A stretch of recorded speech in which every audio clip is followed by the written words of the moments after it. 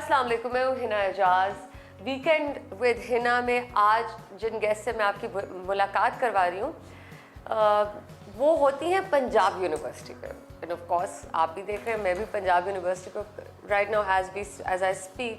You can not see the entire campus, लेकिन थोड़ी देर में हम आपको कुछ हाईलाइट्स दिखाएंगे जिसमें आपको समझ आएगा कि इनका इधर क्या रोल है, क्या काम करती हैं और ये पाकिस्तान कैसे है। जी बिल्कुल, इनका ताल्लुक पाकिस्तान से बिल्कुल नहीं है, लेकिन अब मुझे लगता है कि ये आधी पाकिस्तानी हो गई हैं। I think she is going to admit that. ये स्पेन से ताल्लुक़ रखती हैं, अमेरिका रहती थी, कुछ ज़ाती वजूहात की बुनियाद पे इनको पाकिस्तान आना पड़ा कुछ माह के लिए, लेकिन वो कुछ माह 18 साल में कन्वर्ट हो गए। ये 18 साल की जर्नी और फिर ये फाइनली बनी in charge for the language center at Punjab University. Professor Dr. Maria Maldonado Garcia. Congratulations, ma'am.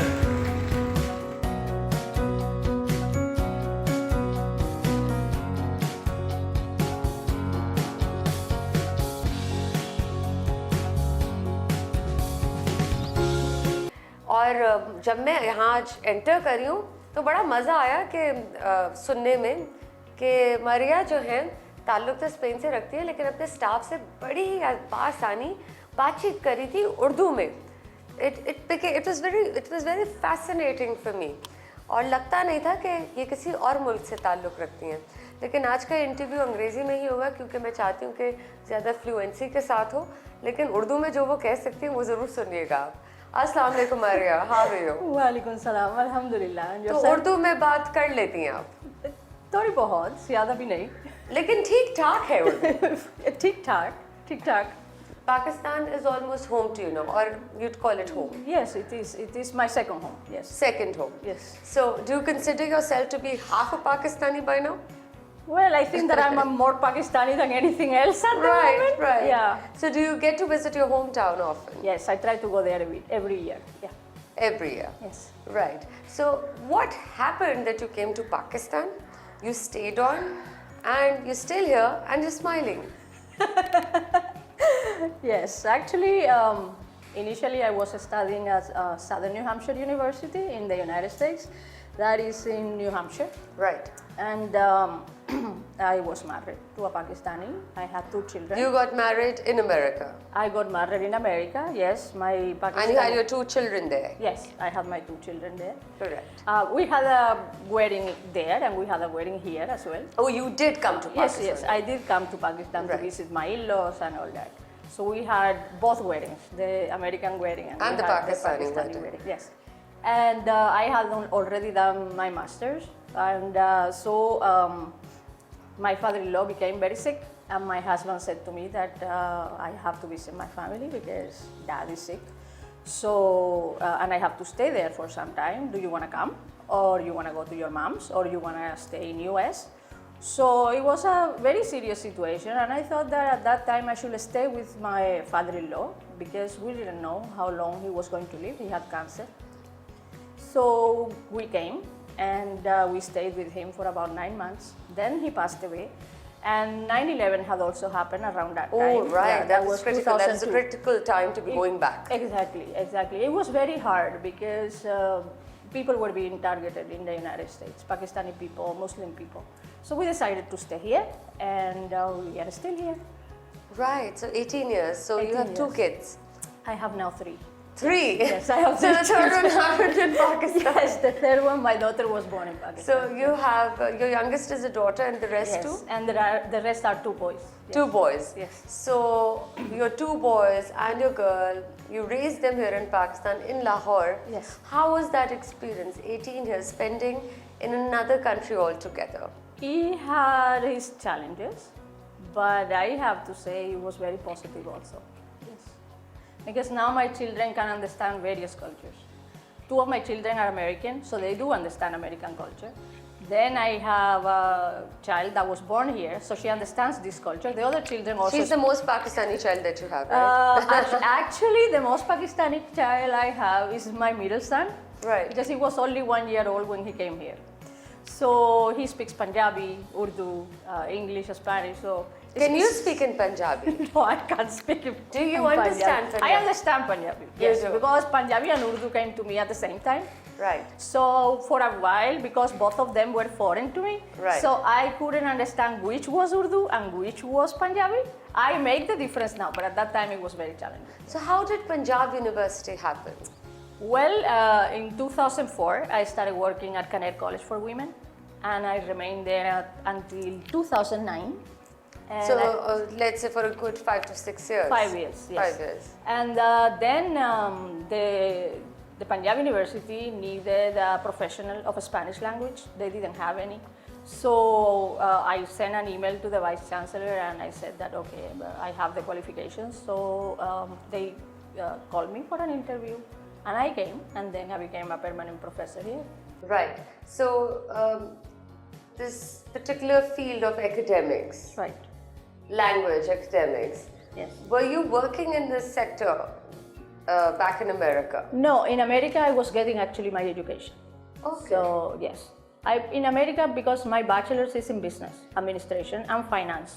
So, but then I thought that when I was working in that company, they kept on giving me linguistic work, like translation. Oh, they kept on doing that. They kept on doing that because they were targeting the South American market. Okay. So they didn't have any Spanish person. So I was a Spanish person and I was translating their catalogs and things So like I that. think you were destined to be in this Yes, job. I agree with you because my grandfather also was a translator in Morocco. Really? And yes. So it's in the family. Right. It's in the family. So, do you think at any point, Maria, if you would have stayed back in America Yes. and circumstances would not have been the way they were in the past, Right.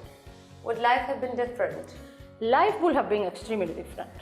It would have been. I would still have been a professor because that's what I wanted to do. And whenever I put my mind to something, I usually achieve that with the help of Allah subhanahu wa ta'ala. But it would have been extremely different. The American environment is a different way of life. So, do you think you would have had the same career but a different lifestyle? Probably. What about the lifestyle in Pakistan? Spending 18 years gives you enough authority to speak about it. Well, I think I can only speak about it from my point of view, which is not the point. Exactly. So, what's your Yes. individual point of view? My individual point of view is that, European culture, American culture, they have, or Western culture maybe, they have a very, I don't want to say organized, but like everything happens in a way that the system controls, right? When I came to Pakistan, the very first thing people told me is, in Pakistan, everything is possible. Right.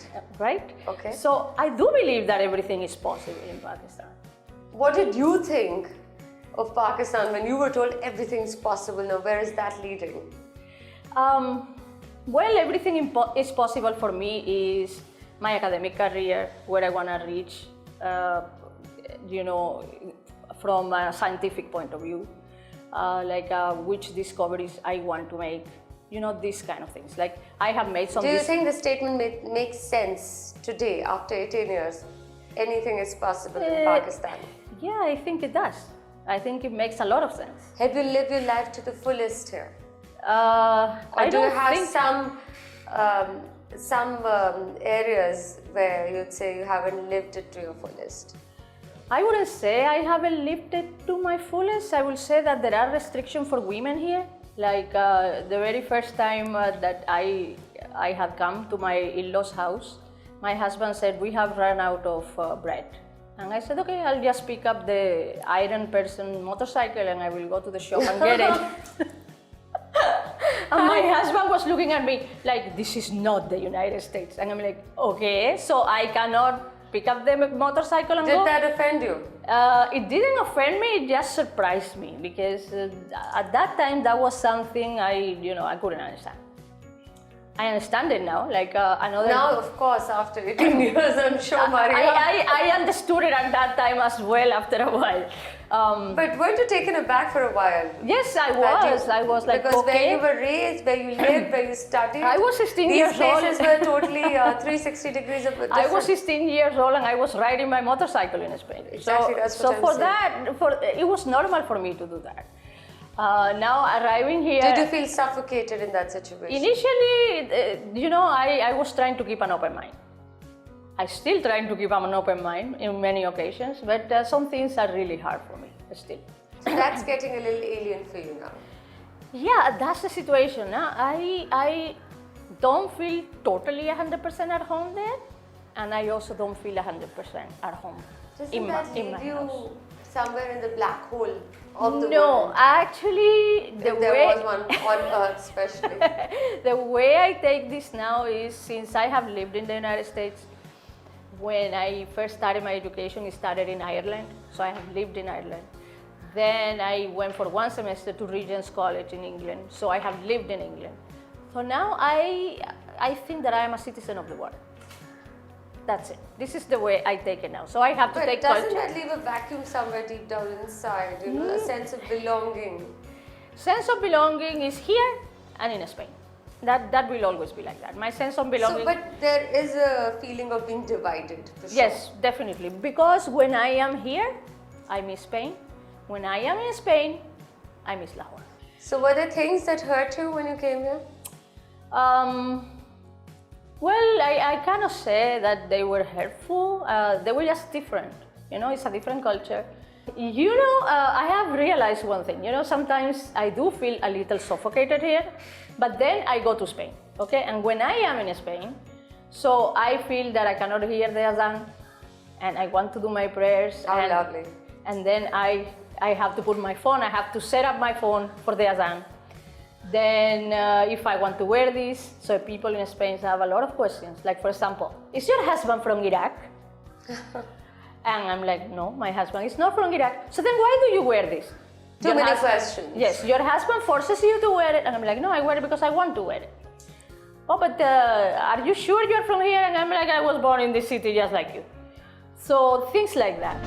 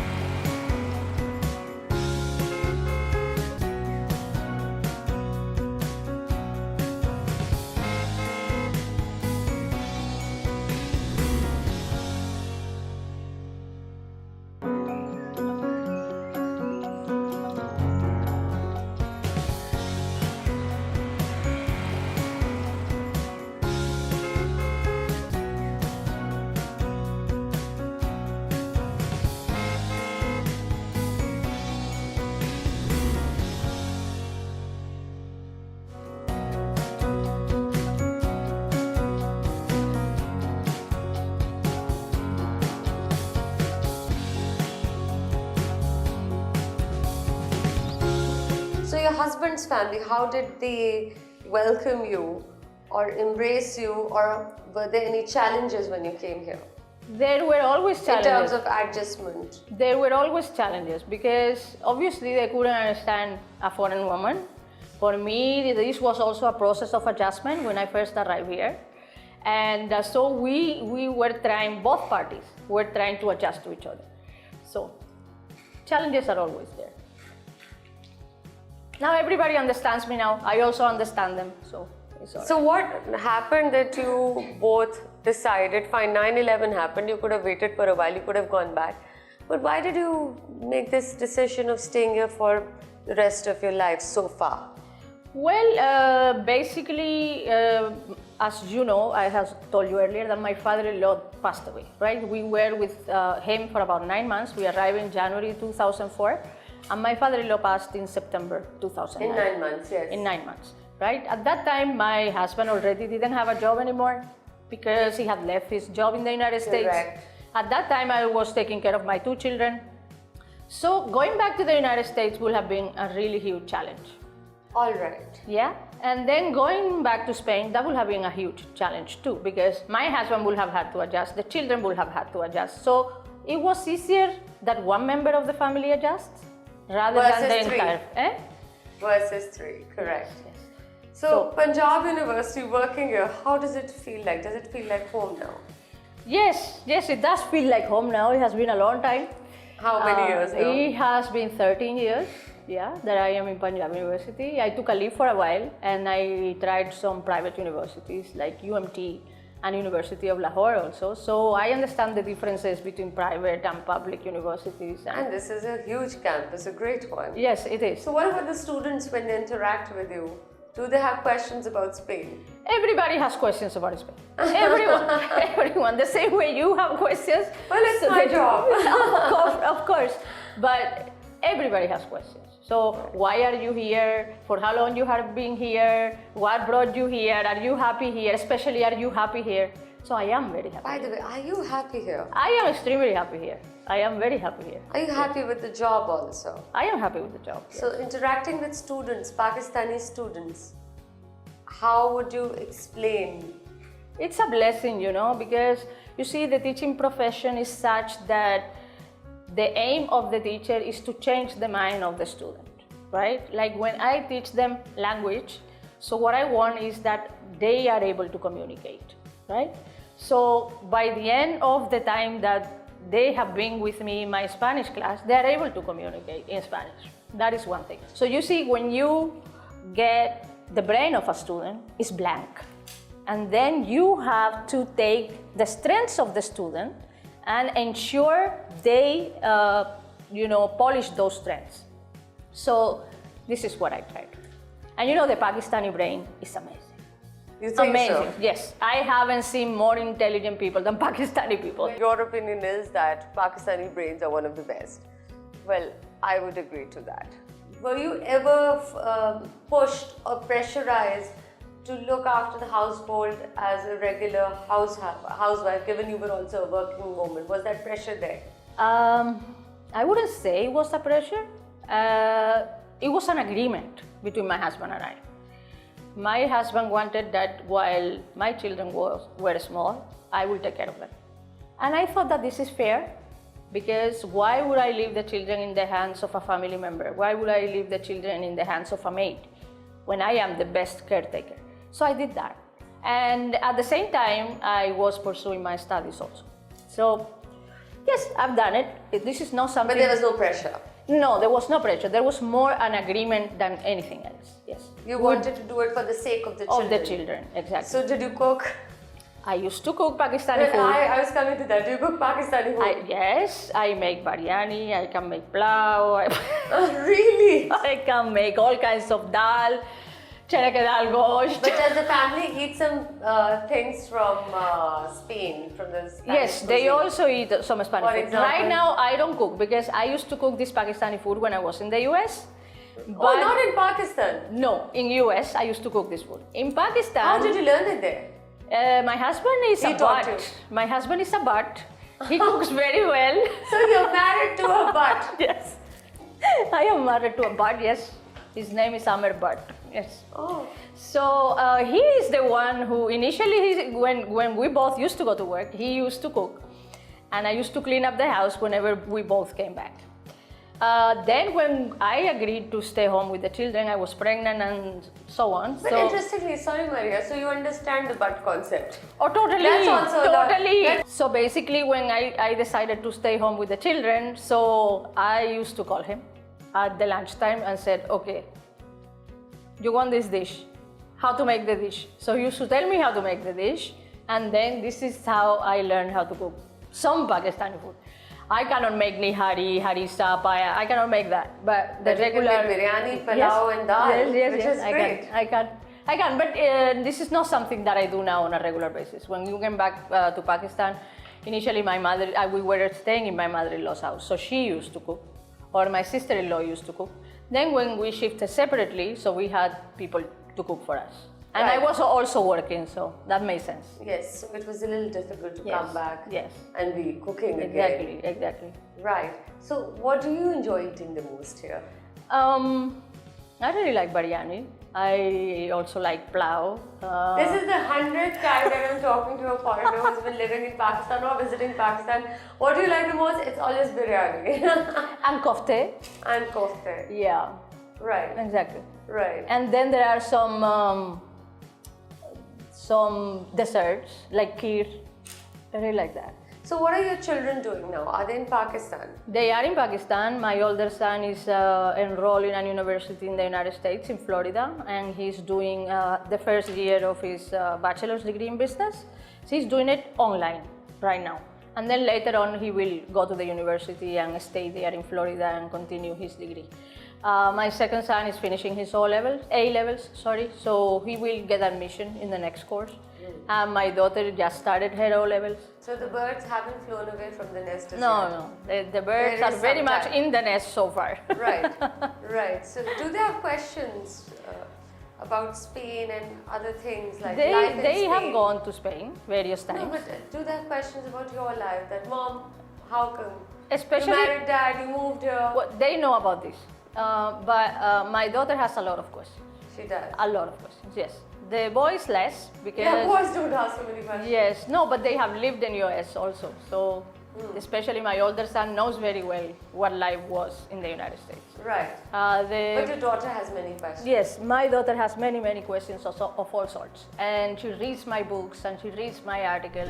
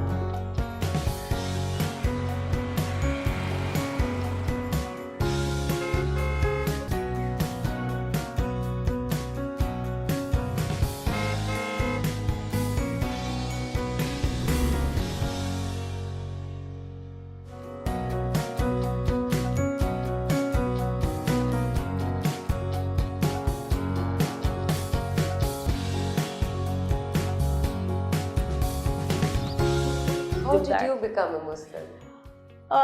That is a very long story, but to make it short for you, at that time I was like 18, 19 years old, and then I went to the United States. And in the United States, so I arrived to the United States and there was a group of international students, and I became friends with everybody, all of them.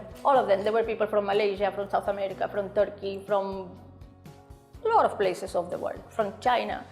So I was friends with all of them. But then slowly, I had my group of friends. And one day somebody said, look at Maria, she only has Muslim friends now. And I was thinking, why I only have Muslim friends? And then I realized they have the same values I had. And then we started engaging in a conversation, and then they told me about Quran, that Quran is written in Arabic, and that Arabic has never changed for the last 1400 years, and then next to it is the translation, so I started reading Quran. And slowly, so I realized that this is my path. But it's a very fascinating story about conversion. It's just not about meeting someone and converting into his or her religion. No. It was a path you chose on your own. Absolutely. It was a religion you discovered on your own. Yes, a lot of people assume. Yes, a lot of people assume that because I am married to a Pakistani, I was forced to become Muslim. So willingly you did it. Nothing you like understood the religion and you converted. Yes.